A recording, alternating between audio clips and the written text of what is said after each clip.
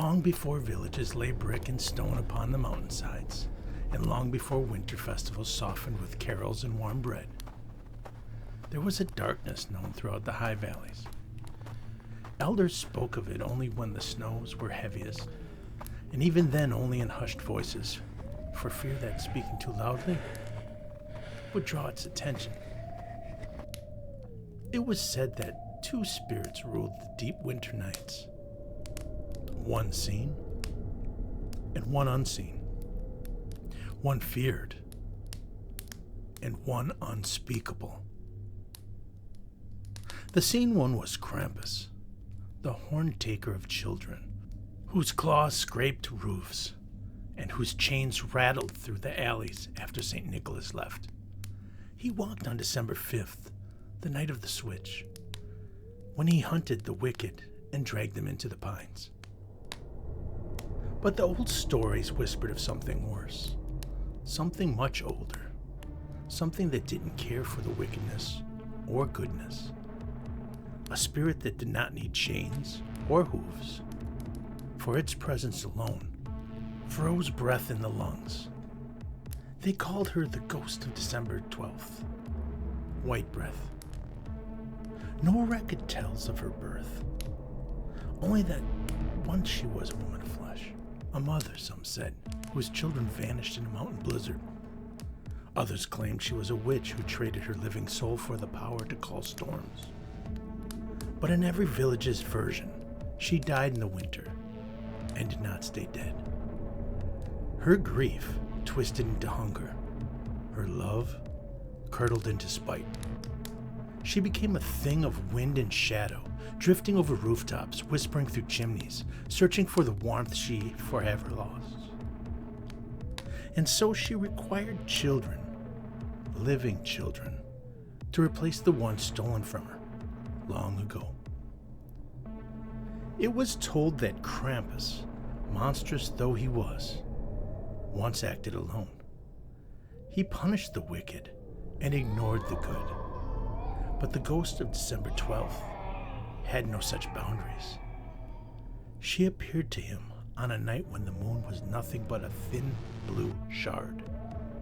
She wrapped him in a cold so deep, his fur froze stiff, and she commanded, "You will bring them to me. Not just the wicked. Bring me any child whose shadow crosses the snow. I am hungry, and you will feed me." Krampus, though a beast of cruelty, felt something he had not known since the first fire burned in the world. Fear. For he understood that she could unmake him with one breath. And so he bowed. From that winter forward, Krampus's chains no longer rattled only for the wicked. Now, he hunted all children. Villagers learned this truth slowly and painfully.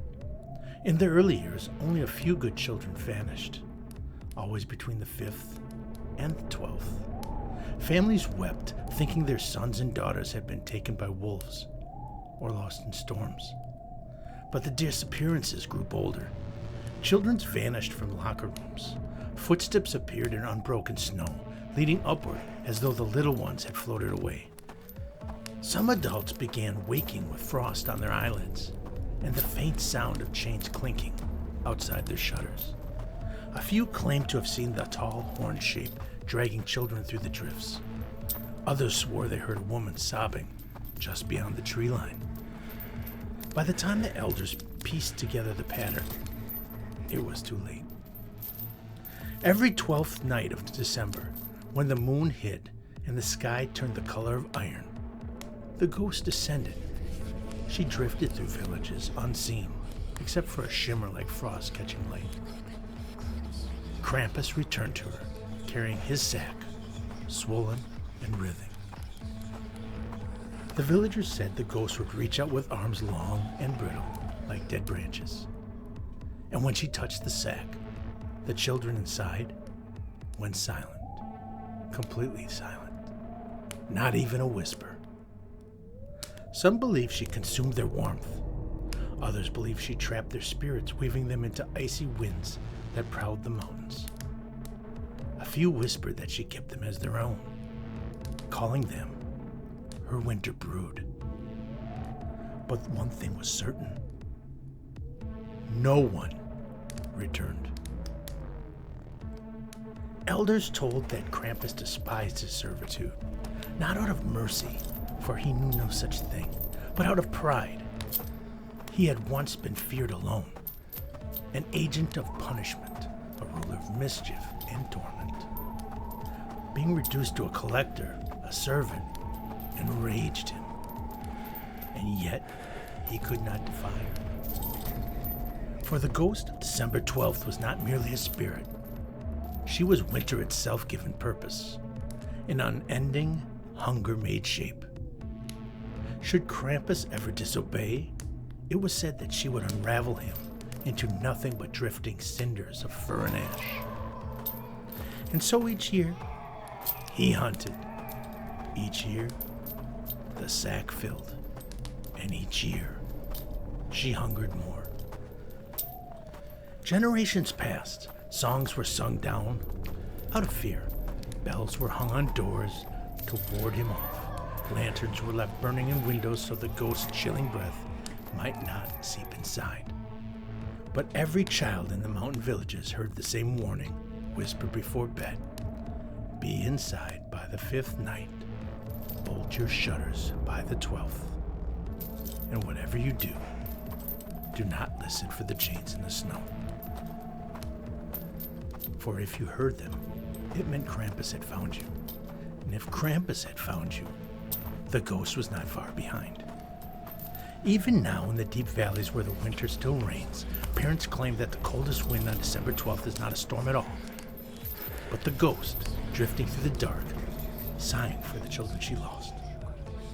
And sometimes, just sometimes, travelers hear, and travelers swear they see two shapes on the mountain ridge. A tall, horned figure dragging chains across stone, and beside him, a pale silhouette drifting like smoke, her voice carrying through the night. Bring me more.